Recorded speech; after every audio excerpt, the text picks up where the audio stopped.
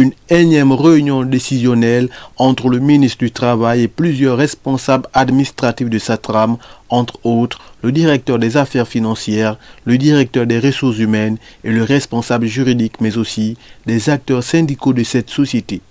Plusieurs points ont été débattus, à savoir le paiement des arriérés de salaire, le redressement judiciaire de cette société et la libération de Maître Edo, celui-là même qui a suscité beaucoup d'espoir auprès de ces 1500 employés arrêtés il y a plusieurs jours. Voilà quelques revendications des travailleurs de SATRAM. Si nous nous sommes rencontrés aujourd'hui avec le ministre du Travail, c'est en suspension avec notre rencontre de vendredi.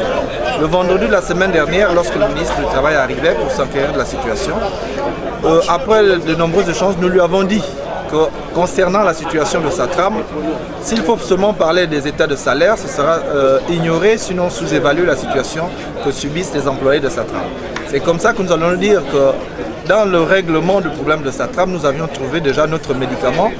Ce médicament se trouve en la personne de Maître Edo qui a pu susciter parmi les travailleurs cette volonté manifeste de reprendre le travail, cette volonté manifeste de trouver des voies d'issue du problème de SATRAM. Et nous nous sommes accordés tout à l'heure en disant que notre problème il est purement juridique, alors les résolutions de ce problème ne peuvent venir du côté de la justice. Le problème reste en entier, il reste juridique. Et nous ne nous arrêterons pas en ces chemins, nous allons continuer de poser des actes, sinon des actions en justice pour qu'aujourd'hui justice soit faite. Mais nous continuons à marquer notre indignation et notre étonnement quant à l'arrestation de Maître Edo. Il y a une mesure judiciaire qui vient d'être prise, mais précisons que la mesure judiciaire qui a été prise est exceptionnelle.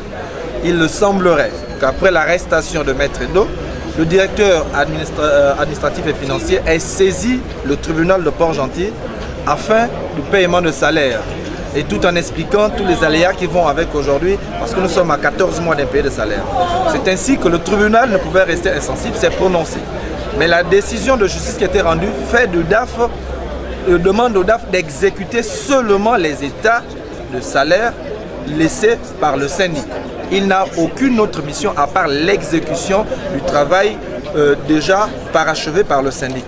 Donc, il n'a que le paiement de salaire à faire. Le membre du gouvernement au cours de cet échange n'a pas manqué d'interpeller ses acteurs sur la nécessité de redresser cette structure tout en mettant en place des mécanismes devant permettre la reprise des activités de l'une des plus grandes sociétés en matière de transit maritime et logistique au Gabon, notamment grâce à la mise en œuvre du comité permanent de consultation économique et sociale et bien d'autres. Un statu quo demeure cependant.